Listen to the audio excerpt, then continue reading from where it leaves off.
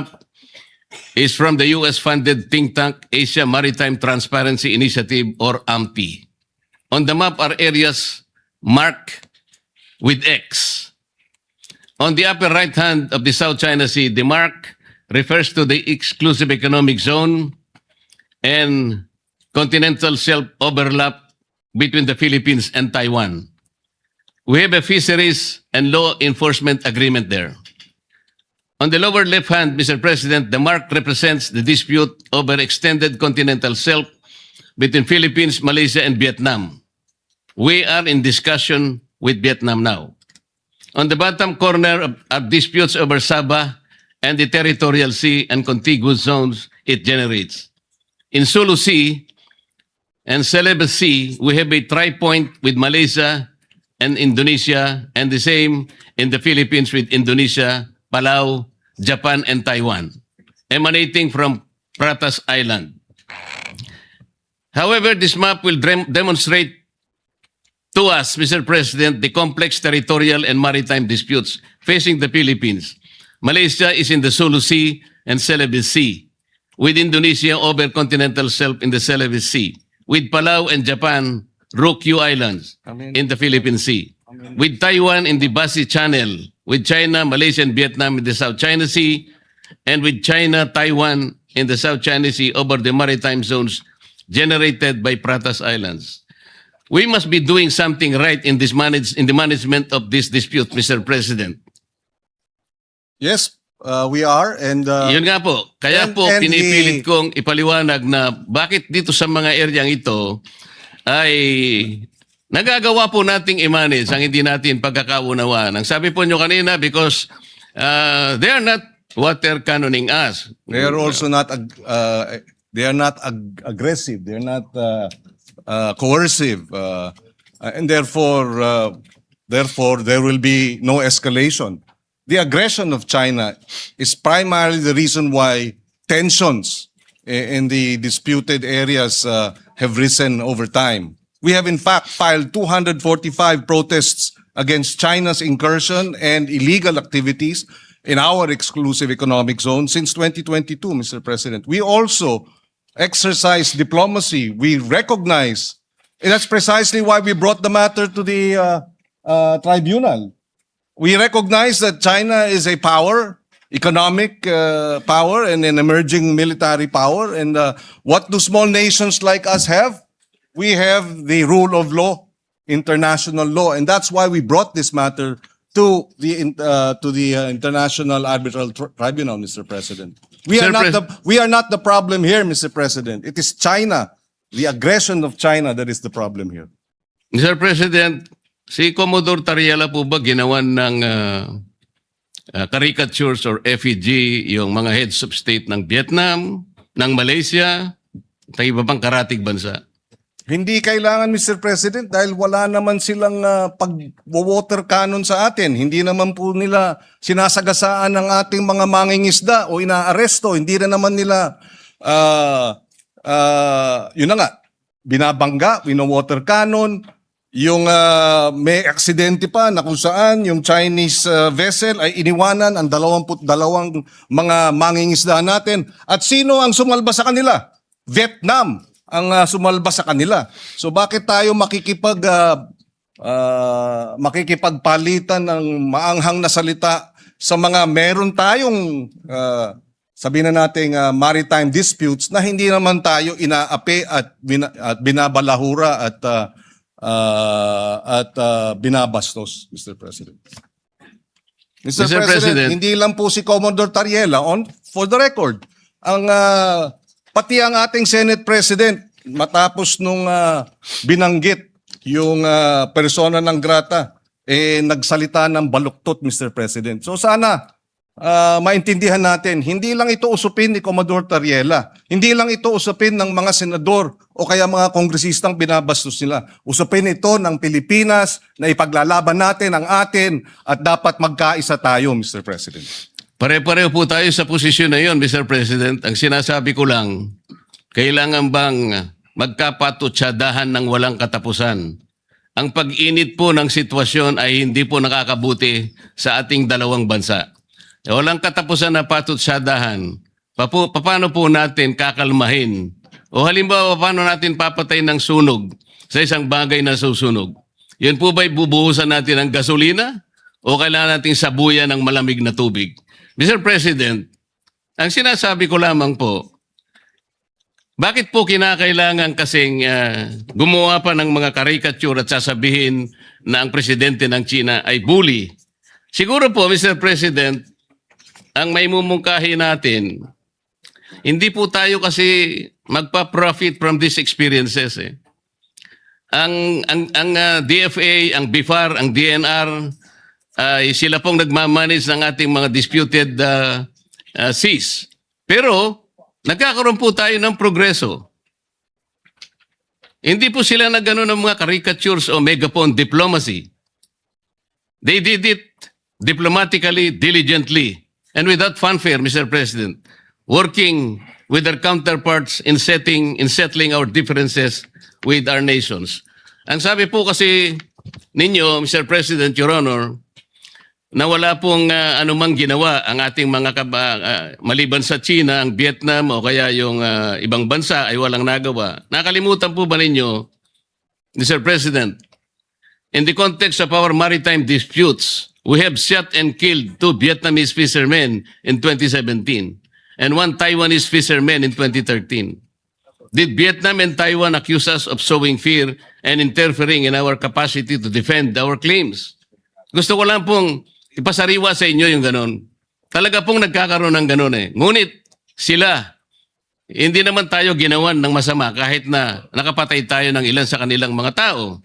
Ang pinag-uusapan po natin, anong patutunguhan natin kung patutsadahan walang katapusan?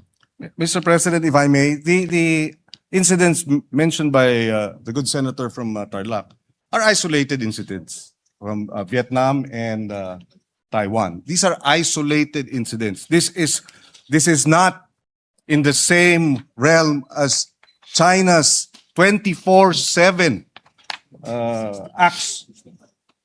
365 days a year, 24 hours a day, 7 days a week, incursion and threatening. And Mr. President, Taiwan or Vietnam did not threaten us publicly. 2 weeks ago, the Embassy of China said the uniform, if I may quote, a word of advice to relevant individuals in the Philippines, immediately stop making provocations and stop confusing right and wrong, or they will pay the price for what they did. Embassy officials sa Pilipinas, tinatakot tayo. Tama ba yun? So again, Mr. President, yes, we have had these incidents with Vietnam. Oo, meron tayong naging insidente sa Taiwan, pero isolated incidents. In fact, yung sa Taiwan, iisa lamang ata sa loob ng 20 taon. Yung sa Vietnam ata, iisa rin lang siguro sa 10 taon. Hindi iba. Sa China, araw-araw tayong hinaharas, araw-araw tayong nandyan, nagtayo na nga ng kanilang airport, artificial islands, lantaran, Mr. President. So, apples and oranges ang pinag-uusapan yung insidente natin with our neighbors like Vietnam and Taiwan compared to China. Ibang-iba po. Isolated or otherwise, Mr. President, nakapatay tayo ng kanilang tauhan. Ilan po ba ang pinatay ng China sa atin? Meron po ba? Well, Mr. President, may naputulan ng hinlalaki. At yung 22 sinagasaan ng Chinese vessel at iniwanang mamatay, kung hindi sinalba ng Vietnamese fishermen, namatay na yung mga yun. So, Ilan po ba, Mr. President, ang sinalba ng China kamakailan? 17 Filipinos. 17 fishermen. at Ano po ang nagpapasalamat ginawa tayo. ni Commodore Tariela? At He was very nagpapasalamat tayo. condescending, Mr. President. Imbes na pasalamatan niya ng buong puso sapagkat 17 mga kababayan natin ang naisalba. Yung kanyang pagpapasalamat na ginawa is condescending, Mr. President. Uulitin ko. Let me suppose that the embassy that is challenging your position, Mr. President, is questioning your knowledge. What if the Vietnamese or Malaysian, what if China tells the Philippine Embassy in Beijing not to post or publish views that contradict the international law opinions of Chinese officials? Would that be acceptable to the Philippines? I'm sorry, Mr. President. I beg your indulgence. You are saying that if Vietnam publishes, sorry, I missed the. No, the what if China tells the Philippine Embassy in Beijing not to post or publish views that contradict the international law opinions of Chinese officials? Would that be acceptable to the Philippines? Halimbawa lang, sinabihan yung ating embahada doon. Huwag kayong magpapublish ng mga views. Well, Mr. President, that's their country. They will do what they will do. They will, in fact, there is no freedom of the press in China, Mr. President. So, if the government does that, then we will have to respect their position because we are merely guests in China, just as they are merely guests in the Philippines, Mr. President. I would disagree, Mr. President. That will be unacceptable to me. Another question. The Philippine Embassy in Beijing assists the Philippine Coast Guard and DND in monitoring Chinese vessels in the West Philippine Sea. Have you heard China complain that this essential work of the Philippine Embassy interferes with Chinese internal affairs? Mr. President, whether they complain or not, they're already in our exclusive economic zone. I'm sorry, but I'm trying to understand the position of the good gentleman in his defense of China and their position. I am not defending China, Mr. President. I said, sinabi ko na kanina, ang ating discussion ngayon is not in defense of any other countries. We are defending Philippine interest. Ang pangyayari lang, kailangan nating linawin, ano ba talagang pinagtatanggol natin? Kung hindi po tayo nakatitiyak kung anong area ang pinagtatanggol natin, hindi po malinaw. Pati paggasta natin ng budget, kung alin ang dedepensahan natin, yun lang ang punto rito eh. At pinaliliwanag ko kanina pa sa magitan ng mga mapa, hindi po nagkakaroon ng positibong resulta sa ating bansa, yung pagbabangayan. Nakita na po natin, the South China Sea is rich in mineral deposits, in oil and gas. Nauhuli na po tayo dahil patutsadahan ng patutsadahan. Bakit nagawa po ng ibang bansa? Bakit hindi po natin magawa? Dahil nga po sa walang katapusang patutsada. Tingnan po natin ang West Philippine Sea, Mr. President. Ang sabi po natin, wala pa po kasi sa mapa. Bakit po wala sa mapa, Mr. President? Kasi po hindi ginagawa ng ating mga ahensya ang dapat gawin. Ang sabi po kasi sa Administrative Order number 29, which was issued on September 5, 2012, more than a decade ago. Sabi po sa Section 3 ng Administrative Order 29, the National Mapping and Resource Information Authority, NAMRIA, shall produce and publish charts and maps of the Philippines reflecting the West Philippine Sea in accordance with this order. And finally, on November 8, 2024, the National Mapping and Resource Information NAMRIA committed to release a new Philippine map that includes the West Philippine Sea. But up to now, regrettably, Mr. President, this remains unfulfilled. Bakit hanggang ngayon ay wala pa ring mapa? What specific obstacles have prevented the production and publication of this map for over 10 years? Does NAMRIA dispute that Section 3 uses the word shall indicating mandatory and not a discretionary duty? Mr. President, kung wala po tayong mapa na maibibigay sa IHO at madideposit sa United Nations, hindi po kailanman uusad ang ating itinataguyod na sana mailagay sa mapa ng mundo ang West Philippine Sea. Mr. Bakit President, hindi po natin, Mr. President, paano po natin may pagtatanggol ang teritoryo kung wala tayong malinaw na mapa, Mr. President? Mr. President, nabanggit na natin ito kahapon, bumabalik tayo ulit doon sa usapin na ito, pero babanggitin ko ulit, Mr. President. Maliwanag, Mr. President, na under Republic Act 9522, yung baseline law, Republic Act 12064, Philippine Maritime Zone Act, at yung AO 29, maliwanag na in-identify ang West Philippine Sea. Diyan nakasaad yung extent ng West Philippine Sea. It has been sufficiently and defined by these three government instruments and laws, Mr. President. So, hindi ko maintindihan bakit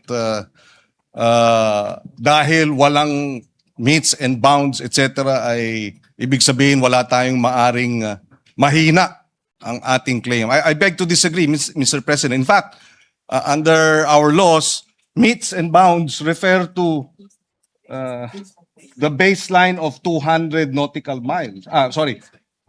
From baseline, 200 nautical miles ang ating exclusive economic zone. Merong 12 miles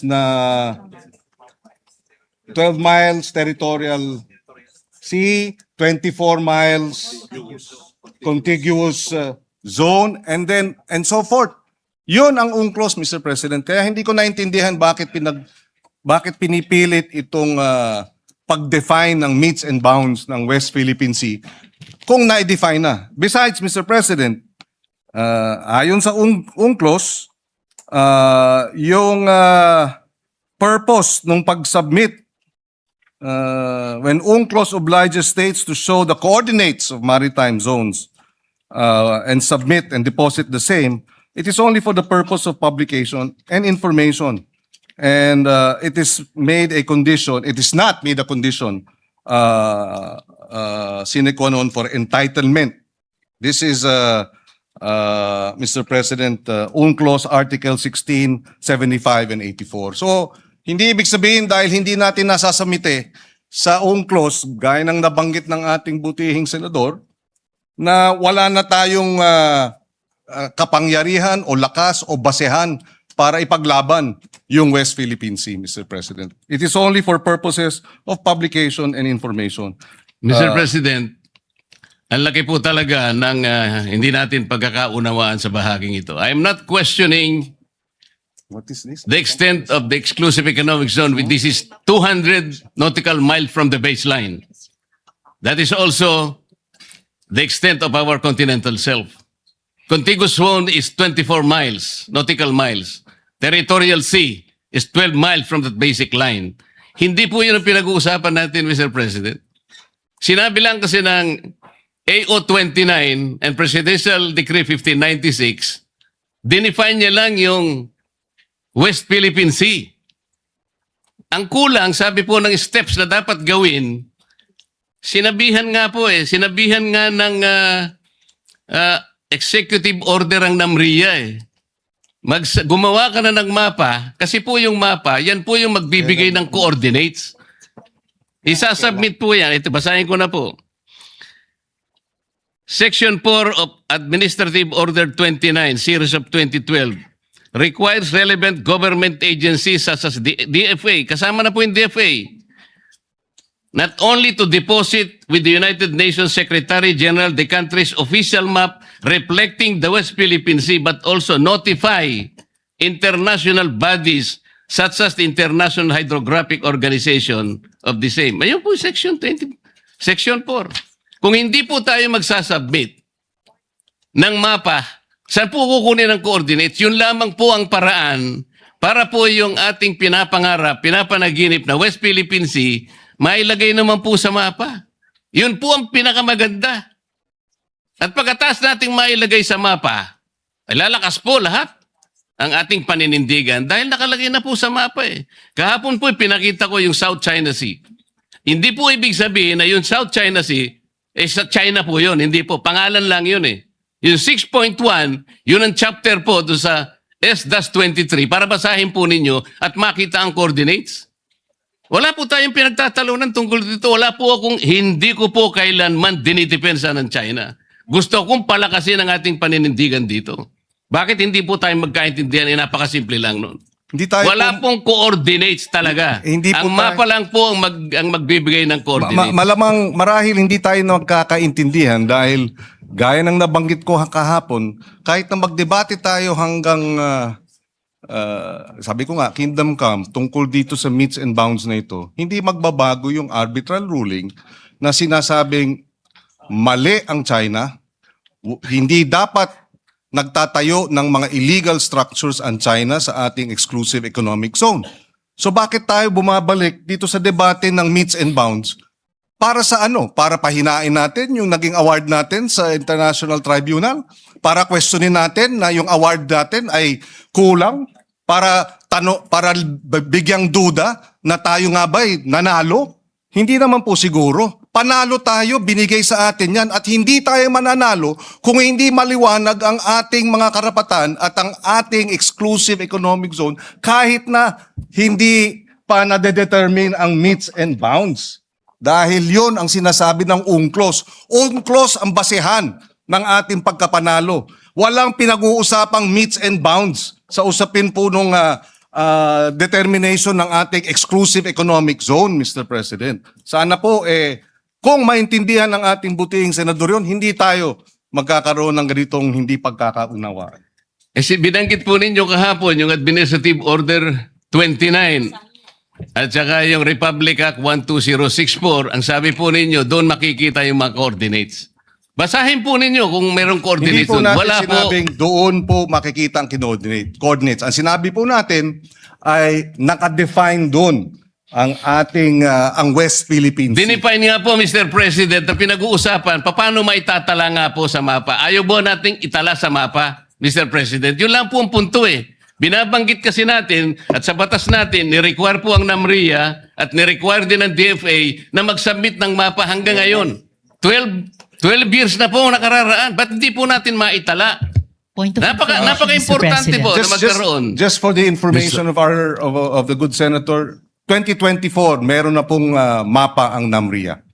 So hindi totoong wala pang Ang sinasabi ko po, Mr. President, hindi po sinasubmit sa mga kinauukulang dapat hindi po ang ipag-submit. sinabi po ninyo wala pang mapa. Iba po yung hindi sinasubmit. Kahit na may mapa po, kung hindi nyo sinasubmit, hindi rin po tayo Pero magtatagumpay sa correction ating lang po. paninindigan na maitala natin po sa pandaigdigan talaan ng mga dagat ang West Philippine. Hindi po ba importante sa inyo na maitala natin ang West Philippine Sea? Mr. Point President, of information, Mr. With the President. indulgence of Senator Pangilinan, Senator Risa Ontiveros, you're recognized.